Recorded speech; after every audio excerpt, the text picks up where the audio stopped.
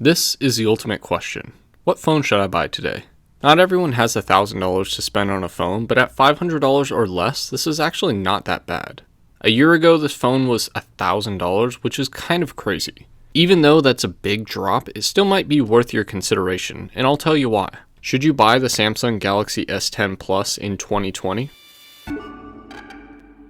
Hello everyone, this is Matt from Real World Review. Check out my social media listed above and the description for some extras. Alright, let's review this phone with the pill thing in the corner. Okay, this is a big part of the phone, right? It's a curved 6.4-inch 1440p AMOLED display that looks stunning, as expected from a Samsung device. What wasn't expected, at least when the phone was released, is that pill on the top right of the screen. This is to make room for the two front cameras, but they killed it on the S10s, the Note 10s, and even the S20s, except for the awesome S10 5G. Either way, we'll talk about that a little bit later.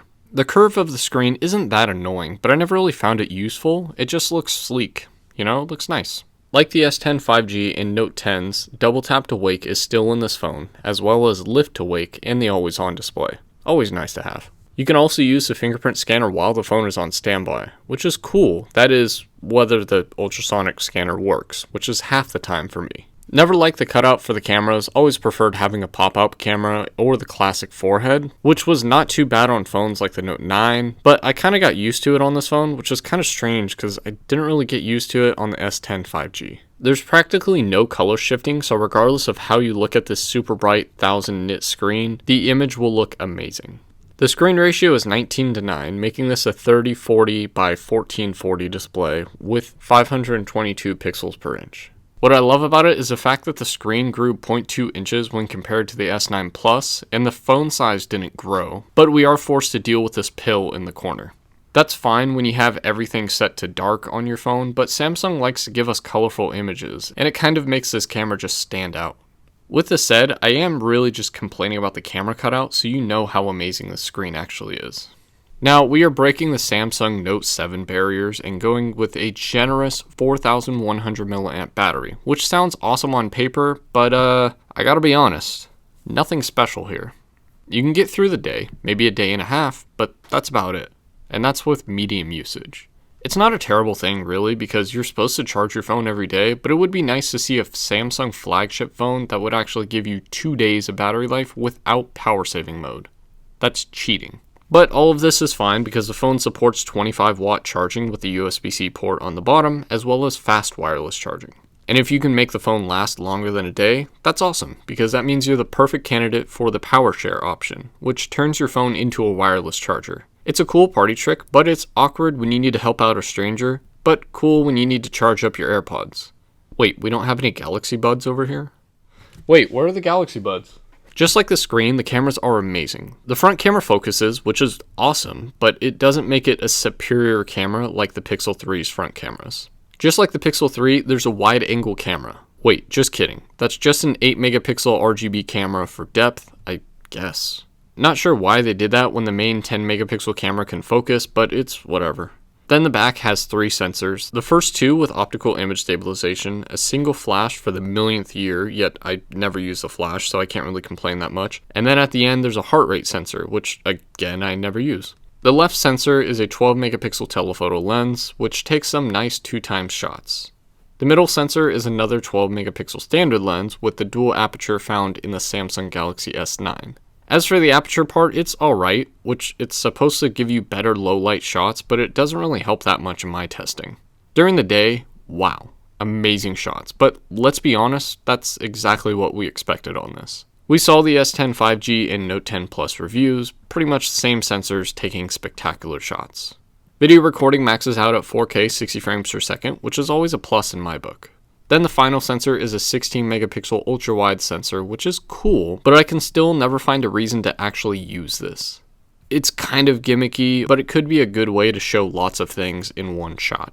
Now this category is a new one. This phone is mainstream, and I don't know if I really like that, yet I do. I mean, look at the color. Just like cars, standard black and white doesn't work anymore. They put out all these special colors to be flashy and grab everyone's attention, and I don't really like that. I didn't choose this color, it's just this phone came at a decent price and I bought it. Just give me a flat black phone and let's call it a day, which is normally what I do.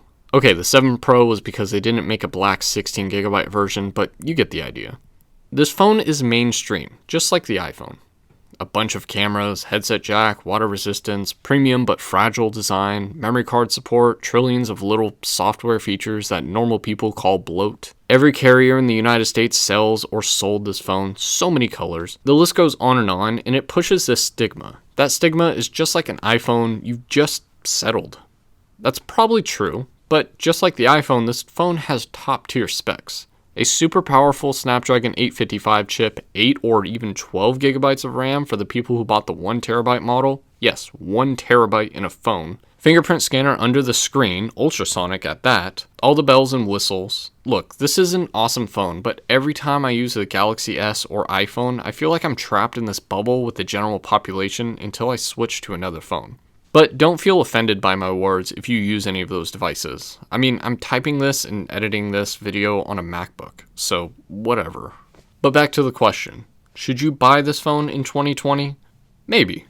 Like I said, it's an awesome phone, with really no complaints if you really think about it. Samsung presented it as this crazy device, but a year later, with the S20 out now, it feels kind of like a normal phone, just like the S9 felt a year ago.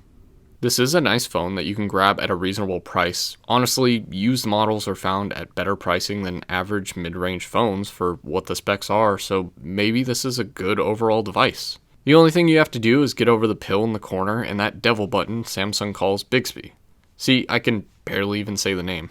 And that's all I wanted to talk about. Thanks for watching my review of the Samsung S10 Plus, the phone I almost paid more than $1,400 on last year, but didn't. If you have any questions, leave them in the comment section or message me on Twitter. I get bored over there. Also, check out the other social media listed above, subscribe and hit the bell button if you like the channel and want to see more videos. And if you made it this far, I've rewarded you with more videos to watch. Okay, I lied. I rewarded you with those videos before you watch this video, but go check them out either way. I think I have over 165 videos now. It's crazy. Thanks for watching.